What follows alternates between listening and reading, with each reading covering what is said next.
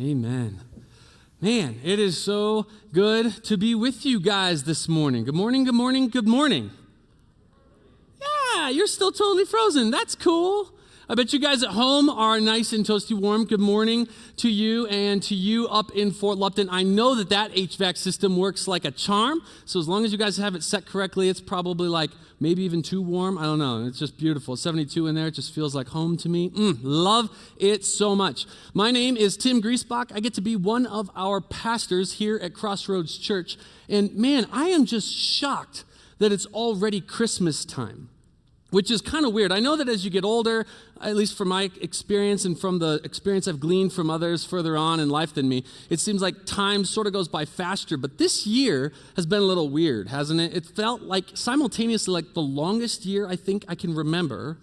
And at the same time, somehow we're already here in December. Just boom. And we're going to just cruise on through the end of the year. And it's like, wow, already here. I'd like to invite you to think back to a time around Christmas in your childhood when you received an awesome gift. For some of you, that might only be like a year ago. For some of you, that might be like several decades or many decades, who knows, right? But think back to a time when you were a little one and you received an awesome Christmas gift. For me, one of the most memorable Christmas gifts I received, I was probably about 8 years old, and my parents gave me a Nintendo Entertainment System. The original NES, you know, the one with Mario and Duck Hunt and Mario 3 and like awesome games, right? And just a while before that, like earlier in that year, one of my friends had gotten a Nintendo Entertainment System. And I went over to her house and she's showing me Mario and I'm like, oh my goodness, this is amazing. I love this. What is this? I don't understand it, but like I would like to acquire this. And so I talked to my parents and they said, yeah, just save up your allowance for it. I'm like, all right, we're going to do it. And so I took my $1 allowance per week, you know, and it's like 10 cents of that goes towards savings, 10 cents goes to the church, so I'm left with 80 cents a week, and I'm going to save up for a Nintendo Entertainment System. Something to remember about little kids. They're both really bad at math and bad at estimating time, right? So 80 cents a week for a $100 system is going to take you, what, just over 2 years. But I was like, this is going to be so worth it. And so I am like aiming for this system and so excited for it and just faithfully saving up my money, not spending it on anything else. So we get to Christmas that year and there's this package. And that was like not even on the radar, right? Because this is something I'm saving up for. And I open it up and lo and behold, a Nintendo Entertainment System. Not only with Mario, with the Duck Hunt, which I still don't quite know how that all worked technology-wise. But it also had Super Mario Bros. 3, which is probably one of the best games ever released for the NES. And I remember just being utterly shocked and surprised. And I'm looking at my parents like, are you kidding me? And in the back of my head, I'm like, okay, not only do I get to enjoy this now, but that means all that money I've been saving can go to something else. I'm a saver in life in general. It's just what it is. And so I'd be really curious to hear from you guys, like what some of the gifts that you've received in your life around Christmas time have just like stuck in your mind. You know, if you're online, you can like toss that in the comments real easily, or no matter where you are, you can actually just text our text line. I didn't give them a heads up that we're going to do this, and so I would love to see if we could flood them with just some ideas of like things that you have personally enjoyed. And so if you text 720-513-1933, and you could just say, one of my favorite Christmas gifts was, and then whatever it was. Maybe it was like an easy bake oven. Maybe it was a little bicycle. Who knows what it is? But man, there's just something about this time of year with Christmas when it comes to gift giving. Like, especially in our culture, we make a big deal out of gift giving in this time. And, you know, some of the more cynical parts of us probably look at the commercial aspects of it and say, man, it's just a big old racket. Like, people are just trying to make money. And yeah, there's definitely an aspect of that, right? But I know that for us, and for me specifically, like, gift giving isn't only attached to this big commercial enterprise when it comes to Christmas. And that's because when we look at the Christmas story, the very first Christmas, Jesus himself was the recipient, even as a little baby, of some incredible gifts. And over the next few weeks, we are going to take a look at those gifts together. We're going to take a look at gold and frankincense and myrrh, and we're going to see how these gifts were not only super practical for that family as they were just starting off, but how they were incredibly symbolic, and how there's actually meaning and power and glory for us to experience through those gifts today. So with that, we're going to jump right in to our text today, which is going to be Matthew chapter 2. This is going to be headed probably in your Bible as the visit of the wise men. And I'm going to read through this section, and then we'll enjoy some of this information and news, really, together. So, starting with verse 1.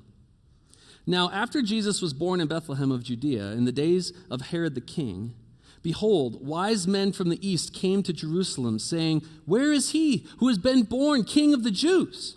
For we saw his star when it rose and have come to worship him." When Herod the king heard this, he was troubled, and all Jerusalem with him. And assembling all the chief priests and scribes of the people, he inquired of them where the Christ was to be born. They told him, "In Bethlehem of Judea, for so it is written by the prophet. And you, O Bethlehem, in the land of Judea, are by no means least among the rulers of Judah. For from you shall come a ruler who will shepherd my people Israel." Then Herod summoned the wise men secretly and ascertained from them what time the star had appeared. And he sent them to Bethlehem, saying, "Go and search diligently for the child, and when you have found him, bring me word, that I too may come and worship him." After listening to the king, they went on their way, and behold, the star that they had seen when it rose went before them until it came to rest over the place where the child was. When they saw the star, they rejoiced exceedingly with great joy. And going into the house, they saw the child with Mary, his mother, and they fell down and worshiped him. Then, opening their treasures, they offered him gifts, gold and frankincense and myrrh. And being warned in a dream not to return to Herod, they departed to their own country by another way. A lot of us are probably familiar, at least tangentially, with this story, partly because of some of the Christmas songs we have, right? Like the song "We Three Kings" of Orient are, and which is just a great example of how our Christmas songs take a lot of poetic license at times as they're expressing some of the joy and fun that happens at Christmas, because we don't actually know that there were three of them. We just know the three different kinds of gifts, and we don't actually know that they're kings. I mean, the text itself actually refers to them here as wise men, or another translation for that would just be magi, probably best understood as astrologers.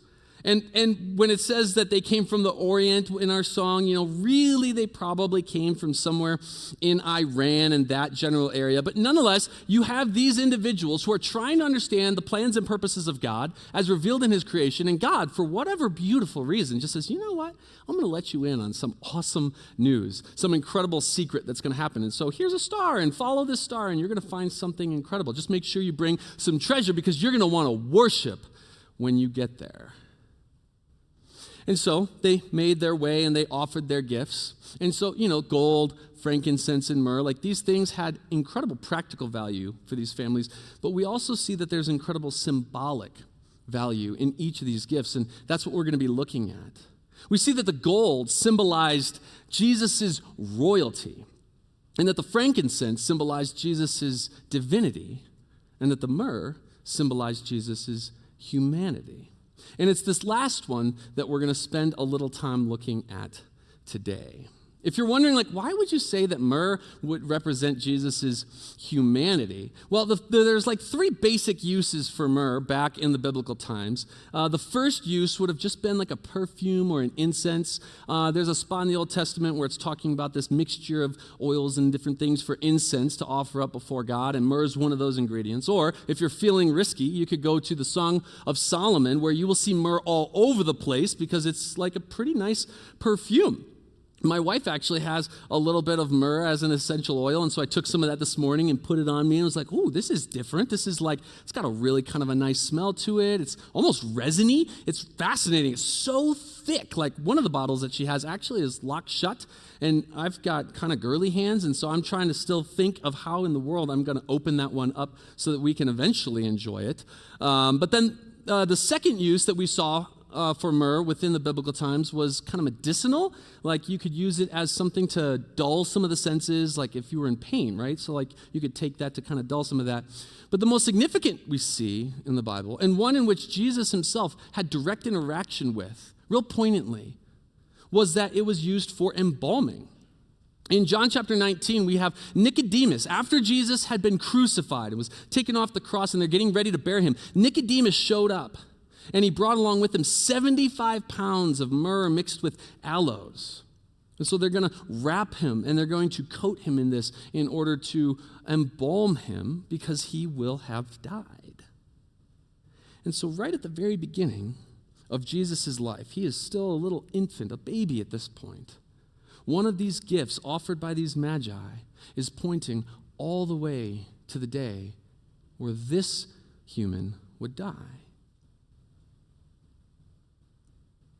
And if you're a little bit like me, which to mean, I mean, like if you're a little arrogant like me, yeah, Brad's laughing because he gets to spend so much time with me. He gets it. Sometimes I have just probably not the best thoughts, but like if you're at all like me in that sense, maybe you've had the thought like this, like if I were God, which if you have started a thought like that, not great, right? Like you probably already know you've screwed up, but you ask the question to yourself, like if I were God, I bet I could figure out a way to solve this problem without Jesus having to die, without anybody having to die. Surely there's a way to do that, right? Why do you think Jesus needed to be sacrificed? I want to answer that question today. I want to dig into Scripture and remind our souls of what's at stake. That it's not just this little fairy tale kind of happy story. That's incredible. But the love that we see present within this story is unparalleled. It is the epic love story. In all time, in all places, of all history, like it's it. And if you want to understand the question, like why would Jesus have to be sacrificed? You have to go all the way back to the beginning. When we first open our Bibles and get to the very first chapter of the first book, Genesis chapter 1, we see this incredible reality that God, out of this overflow of his own love, decided to make creatures to be in relationship with him and to reflect what he is like. It says that he made them male and female in his image, which means he made us to be image bearers of himself, which means like when we walk around, like the intended purpose, right, is that as I'm going through life and I'm walking around, I'm thinking to myself, okay, here I go as a little portrait of what God is like. Like as I love this person, I'm going to love them in a way that like God loves. I'm going to reflect that. I'm going to be honest and really truthful. I'm going to be kind. I'm going to be just.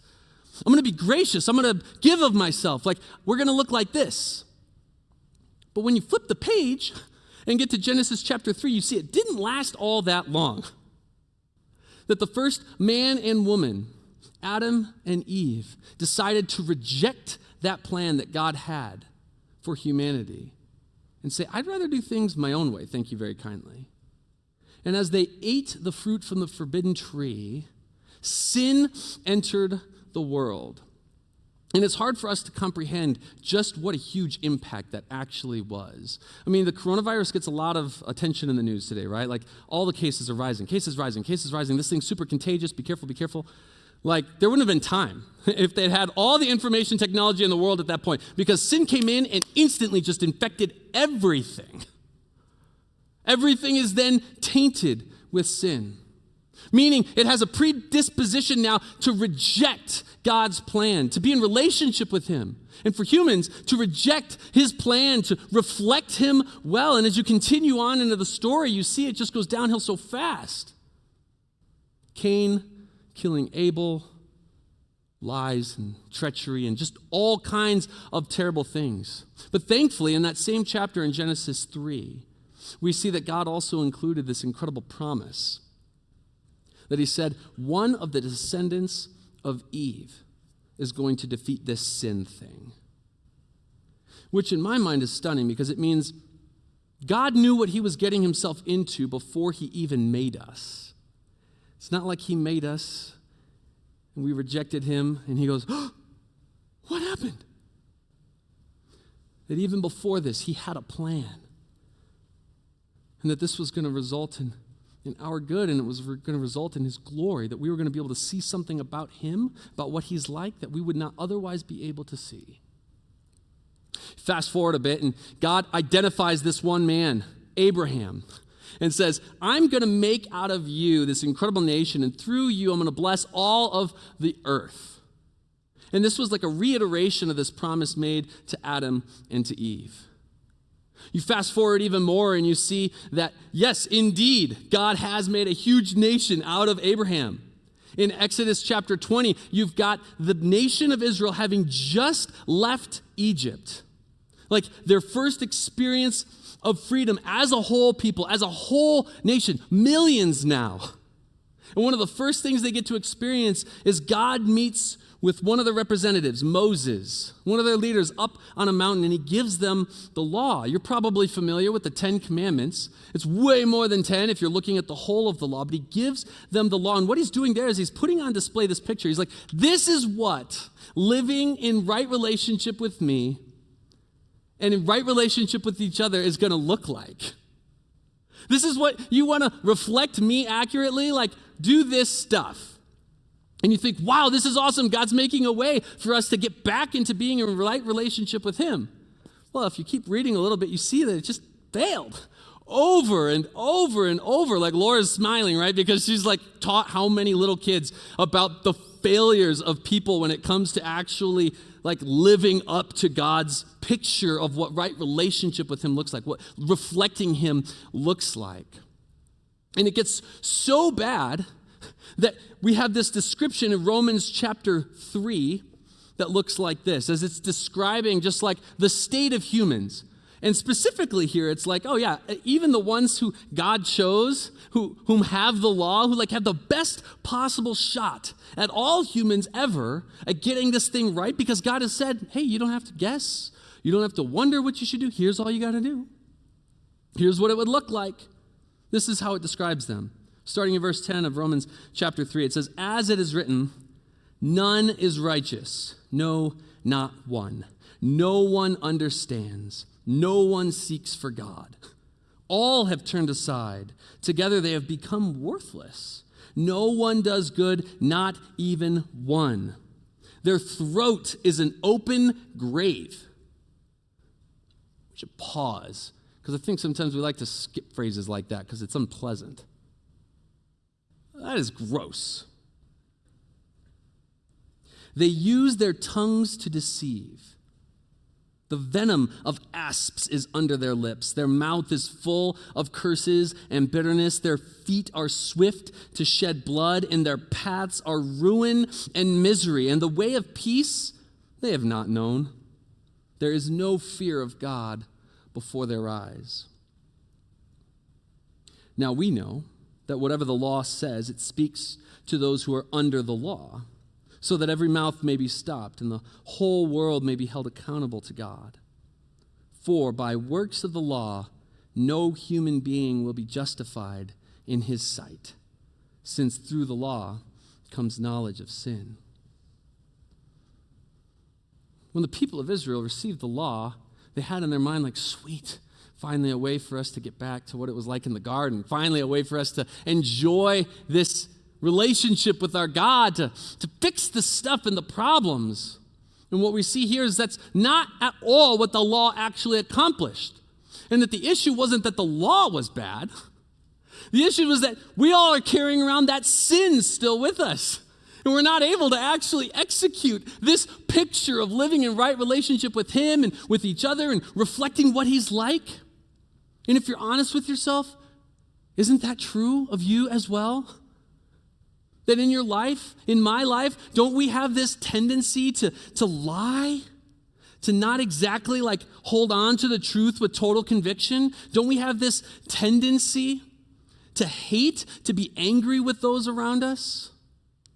To the point where sometimes we kill, and I know like probably you are here, and you're like, well, I've never killed anybody. Yeah, but I bet at some point in your life you probably wanted to. Right, at some point in your life, you probably had a friend or a family member, and you're just like, man, that person, I just hate them. Isn't that present in our hearts? That we're willing to put others down in order to elevate our own position. And that if we're honest and we take a look at that picture, we go, okay, I can't do that. And the problem with not being able to do that is one of the characteristics of God is that he's just. Now, as a judge, you would like a judge to be just, right? All of us want a just judge if we are the one who has been victimized. None of us really love a just judge if we're the offender. And in this situation, when it comes to accurately reflecting what he's like and walking in relationship with him, we are the offenders.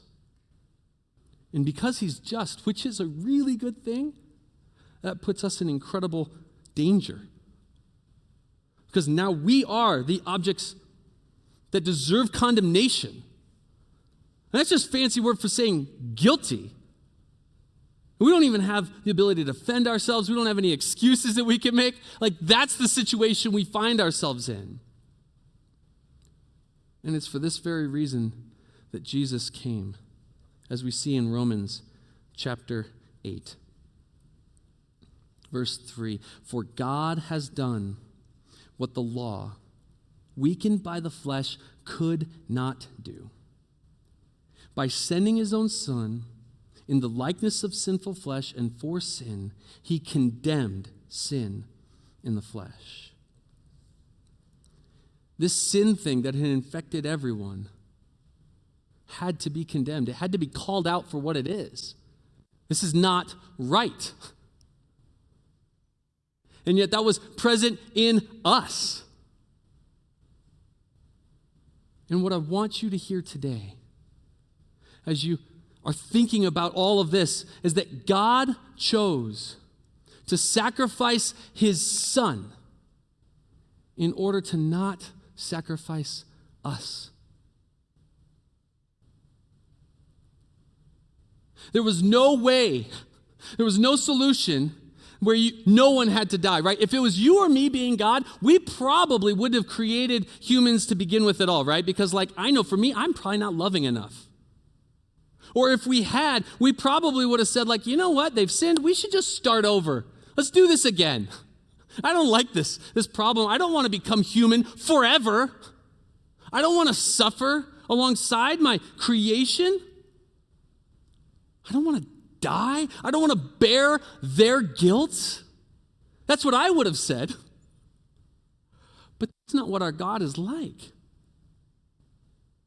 That from the very beginning, he had this incredible plan that because we would need rescuing out from under the condemnation that was just stuck inside of us, there's no escape, there's no way to clean ourselves, that God said, I will become one of you, and I will be sacrificed so that I don't have to sacrifice you. And all of this beauty and glory is seen in this simple gift given to little baby Jesus of myrrh, pointing to the fact that one day he would die, and that this death would be the death that we actually deserve in order that we might get life with him, in part now, with the expectation of the fullness of it forever. So what do we do with this then?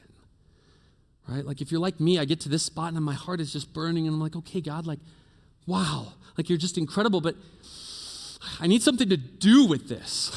And so I've got 3 things that every single one of us, no matter where you're at, 3 things that all of us can do in this season when it comes to the humanity, the sacrifice of Jesus. The first is I want to invite you to receive Jesus personally. I don't just mean this like add him into the list of things that you think are good ideas in general. I mean like receive him completely. And receive him, it's something that only you can do, to receive him personally. I mean, the way that I think about this is imagine if little 8-year-old Tim, or I guess at that point Timmy, right? He gets this NES for Christmas and he looks at it and he's just like, oh my gosh, this is amazing. Thank you, Mom and Dad. Thank you so much. And then I set it in the closet or put it off shut. Right? People are going to think, what? My mom and dad would have gone, what is happening there? Why aren't you actually interacting with the gift that we gave you? We gave you this gift in order to use it, to enjoy it. And so when I say and receive it personally, I mean like I want you, even if you've heard this story, hundreds and hundreds of times in your life, to let it sink down into the very depths of your heart, your conviction, and to believe the truth that, wow, I'm in desperate need of being rescued from this condemnation, and Christ made it possible. And that by trusting that this is true and following him as my Lord and my Savior, I'm forgiven. And to let that actually play out every single day in your life in this season. That's the first thing I want to invite you to do. Receive Jesus personally. The second thing I want to invite you to do is to celebrate Jesus communally. Even during this season where a lot of us are kind of isolated from each other, there will be times where we're together, where we have small groups. Maybe you're actually in a period of isolation right now just so that you can see some family for Christmas. In this season, when you get together, whether it's friends or whether it's just family, I want to invite you to celebrate Jesus communally. Let his gift be the gift that you guys are most excited about in this season. And it takes a little bit of work. Like, we just have to meditate on it and dwell on it and remind our souls, sometimes even preaching to our own souls to say, soul, wake up a little bit. This is some good stinking news. Get excited, heart. You've been rescued. You've been adopted. Celebrate Jesus communally. And the third thing I want to invite you to do in this season is to embody Jesus sacrificially. Remember that if we've put our trust in Jesus, his very Spirit then dwells inside of us, producing in us good fruit that we could not possibly do on our own. And so you've been empowered through the work of the Spirit in you through faith to do incredible things like look like God. And in this season, as we receive the gift of Jesus having been sacrificed for us, let us look around in our own lives to say, what would it look like for me to sacrifice in order to love the people in my lives? Maybe that's my neighbors, and I know that they're isolated, and there's something I can do, some energy or money or whatever that I can spend in order to make them know that they are loved. Or perhaps it's family that you just really struggle with, and you think, man, even being with them is a sacrifice. Like, let your heart spend some time with the King enough to be reminded, like, wow, you gave up so much in order to rescue little me, in order to be with me, in order to not give up me. To the degree that you then become willing to go way out, to endure great expense to yourself for the sake of the people in your family, and to love them well as a response to how you've been loved by God. So receive Jesus personally. Celebrate Jesus communally. Embody Jesus sacrificially. And I want to talk to you specifically for those of you who, when I talked about that first one and said, receive Jesus personally, and something pricked inside your soul, and you thought to yourself, I think I want to do that. I don't think I've actually done that before, and I want to receive Jesus personally. It's really simple. It's not easy. It will cost you everything because you get to join in following Jesus, and you see here in this gift of myrrh a little picture of what he got to experience, right? He died. But it's life. It's being a part of the actual true story of all of history. It's getting to walk with our God and Creator in this life with the expectation of being with him forever. And it's just a matter of believing the news. That when you hear the news that you can be made right with our Creator again, that you're saved. When you believe the news that Jesus came, lived, and died as a sacrifice for the sin that's in you, and then came back to life to prove that it was real and to display what that life would look like. If you believe that news, the Bible says you're saved. So if you want to do that today, I want to invite you to receive Jesus personally. If you want to do that, I would also invite you to send a text to our same hotline. You're just going to text the name Jesus, And it's not because that's something that gets you saved, but it's because we don't want you to go through this alone. Part of what it means to follow Jesus is to follow him together. And so I'd invite you to do that now, and I'm going to pray for you as we move our hearts to then remember Christ's sacrifice by taking communion together. Would you pray with me? Father, I thank you that you became flesh in order that we might not be sacrificed, in order that we might not experience that condemnation that we actually deserve. Thank you. Lord, our hearts sometimes are just cold towards these truths.